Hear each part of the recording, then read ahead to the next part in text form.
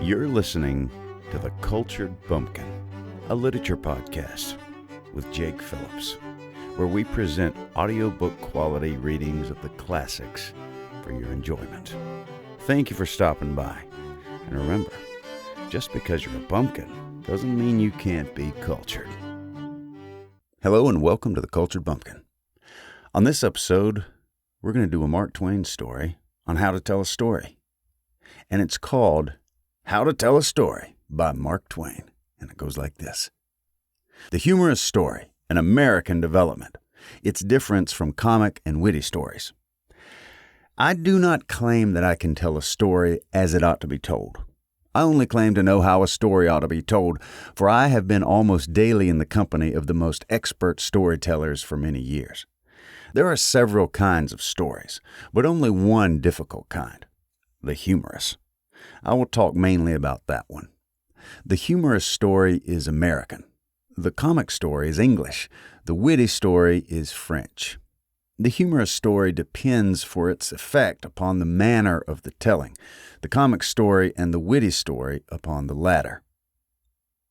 The humorous story may be spun out to great length and may wander around as much as it pleases and arrive nowhere in particular, but the comic and witty stories must be brief and end with a point. The humorous story bubbles gently along, the others burst. The humorous story is strictly a work of art, high and delicate art, and only an artist can tell it. But no art is necessary in telling the comic and the witty story. Anybody can do it. The art of telling a humorous story, understand, I mean by word of mouth, not print, was created in America and has remained at home. The humorous story is told gravely. The teller does his best to conceal the fact that he even dimly suspects that there is anything funny about it. But the teller of the comic story tells you beforehand that it is one of the funniest things he's ever heard, then tells it with eager delight and is the first person to laugh when he gets through. And sometimes, if he's had good success, he is so glad and happy that he will repeat the nub of it and glance around from face to face, collecting applause, and then repeat it again. It's a pathetic thing to see. Very often, of course, the rambling and disjointed humorous story finishes with a nub, point, snapper, or whatever you'd like to call it. Then the listener must be alert, for in many cases the teller will divert attention from that nub by dropping it in a carefully casual and indifferent way with the pretense that he does not know it is a nub. Artemus Ward used that trick a good deal. Then, when the belated audience presently caught the joke, he would look up with innocent surprise as if wondering what they had found to laugh at. Dan Setchell used it before him. Nye and Riley and others use it today. But the teller of the comic story does not slur the nub. He shouts it at you every time. And when he prints it in England, France, Germany, and Italy, he italicizes it, puts some whopping exclamation points after it, and sometimes explains it in a parenthesis. All of which is very depressing and makes one want to renounce joking and lead a better life. Let me set down an instance of comic method using an anecdote which has been popular all over the world for 12 or 1500 years. The teller tells it in this way. The wounded soldier. In the course of a certain battle, a soldier whose leg had been shot off appealed to another soldier who was hurrying by to carry him to the rear, informing him at the same time of the loss which he had sustained, whereupon the generous son of Mars, shouldering the unfortunate, proceeded to carry out his desire. The bullets and cannonballs were flying in all directions, and presently one of the latter took the wounded man's head off, without, however, his deliverer being aware of it. In no long time he was hailed by an officer who said, "What are you doing with that carcass?" "To the rear, sir. He's lost his leg." "His leg, forsooth?" responded the astonished officer. "You mean his head, you booby." Whereupon the soldier dispossessed himself of his burden and stood there looking down at it with great perplexity. At length he said, "It is true, sir, just as you have said." Then after a pause he added, "But he told me it was his leg." Here the narrator bursts into explosion after explosion of thunderous horse laughter, repeating that nub from time to time through his gasping and shriekings and suffocatings. It only takes a minute and a half to tell that in its comic story form, and it isn't worth the telling after all. Put into the humorous story form, it takes 10 minutes and is about the funniest thing I've ever listened to, as James Whitcomb Riley tells it. He tells it in the character of a dull-witted old farmer who has just heard it for the first time, thinks it unspeakably funny, and is trying to repeat it to a neighbor. But he can't remember it, so he gets all mixed up and wanders helplessly round and round, putting in tedious details that don't belong in the tale and only retard it, taking them out conscientiously and putting in others that are just as useless, making minor mistakes now and then and stopping to correct them and explain how he came to make them, remembering things which he forgot to put in their proper place and going back to put them in there, stopping his narrative a good while in order to try to recall the name of the soldier that was hurt, and finally remembering that the soldier's name was not mentioned and remarking placidly that the name is of no real importance anyway. Better, of course, if one knew, but not essential, after all, and so on, and so on, and so on. The teller is innocent and happy and pleased with himself and has to stop every little while to hold himself in and keep from laughing outright, and does hold in, but his body quakes in a jelly-like way with interior chuckles. And at the end of the 10 minutes, the audience have laughed until they are exhausted and the tears are running down their faces. The simplicity and innocence and sincerity and unconsciousness of the old farmer are perfectly simulated, and the result is a performance which is thoroughly charming and delicious.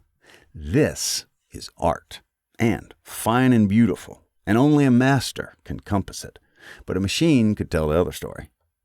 To string incongruities and absurdities together in a wandering and sometimes purposeless way and seem innocently aware that they are absurdities is the basis of the American art, if my position is correct.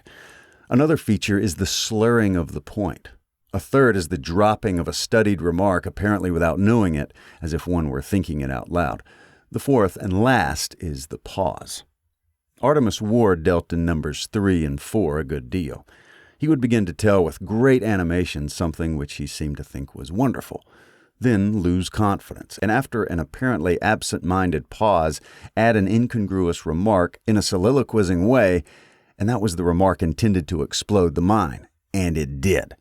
For instance, he would say eagerly, excitedly, "I knew a man in New Zealand who hadn't a tooth in his head." Here his animation would die out. A silent, reflective pause would follow.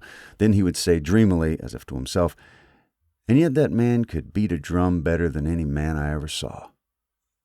The pause is an exceedingly important feature in any kind of story, and a frequently recurring feature, too. It is a dainty thing and delicate, and also uncertain and treacherous, for it must be exactly the right length, no more and no less, or it fails of its purpose and makes trouble. If the pause is too short, the impressive point is past, and the audience have had the time to divine that a surprise is intended, and then you can't surprise them, of course. On the platform, I used to tell a ghost story that had a pause in front of the snapper on the end, and that pause was the most important thing in the whole story. If I got the right length precisely, I could spring the finish with enough effect to make some impressible girl deliver a startled little yelp and jump out of her seat, and that's what I was after. The story was called The Golden Arm, and was told in this fashion. You can practice with it yourself, and mind you look out for the pause and get it right. The Golden Arm. Once upon a time, there was a monstrous mean man, and he lived way out in the prairie all alone by himself, except he had a wife. And by and by she died, and he took and toted her way out in the prairie and buried her. Well, she had a golden arm, all solid gold from the shoulder down. He was powerful mean, powerful, and at night he couldn't sleep, 'cause he want that golden arm so bad. When it come midnight, he couldn't stand it no more. So he get up, he did, and took his lantern and shoved out through the storm and dug her up and got the golden arm. And he bent his head down against the wind and plowed and plowed and plowed through the snow. Then all of a sudden he stopped. Make a considerable pause here and look startled and take a listening attitude and say, "My land, what's that?" And he listen and listen. And the wind say, set your teeth together and imitate the wailing and wheezing sing-song of the wind. And then, way back yonder, where the grave is, he heard a voice. He hear a voice all mixed up in the wind. Can't hardly tell them apart. Bzoo,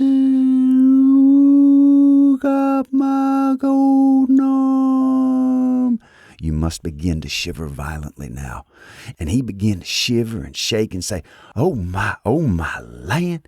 And the wind blowed the lantern out.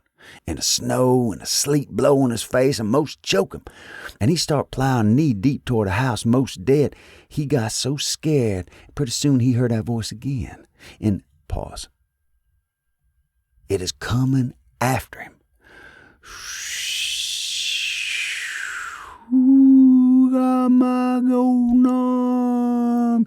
Then, when he get to the pasture, he hear it again, closer now, and a coming back there in the dark and the storm. Repeat the wind and the voice. Whoosh. When he get to the house, he rush upstairs to jump in the bed and cover up, head and ears, and lay there shivering and shaking. And then way out there, he hear it again, in a coming. And by and by, he hear, pause, awed, listening attitude. Pat, pat, pat. It's a coming upstairs. Then he hear the latch, and he know it's in the room. Then pretty soon he know it's a standing by the bed. Pause. Then he know it's a bending down over him, and he can't scarcely get his breath. Then he seemed to feel something cold right down most agin his head. Pause. Then the voice say right at his ear, ooh, got my golden arm. You must wail it out very plaintively and accusingly. Then you stare steadily and impressively into the face of the farthest gone auditor, a girl preferably, and let that awe-inspiring pause begin to build itself in the deep hush. When it has reached exactly the right length, jump up suddenly at that girl and yell, you've got it! If you got the pause right, she'll fetch a dear little yelp and spring right out of her shoes. But you must get the pause right, and you'll find it the most troublesome and aggravating and uncertain thing you ever undertook. Wasn't that good? How to tell a story. I love Mark Twain. He's mighty funny. Now, you may not agree with some of his stuff, like, English, the French do it like this, whatever. I think the British, the English, are hilarious. There's a lot of different devices for comedy. But either way, a thoroughly entertaining story, and I hope you enjoyed that. I hope that you will subscribe to the podcast if you haven't already, and leave a review and tell a friend. And I really appreciate you listening. You've been listening to The Cultured Bumpkin, a literature podcast with Jake Phillips. Thank you very much for listening. I really do appreciate it. If you enjoyed this, would you mind going and subscribing and leaving a nice review on whatever podcast platform you heard this on? I would really appreciate it. Thank you very much for listening, and we'll see you next time.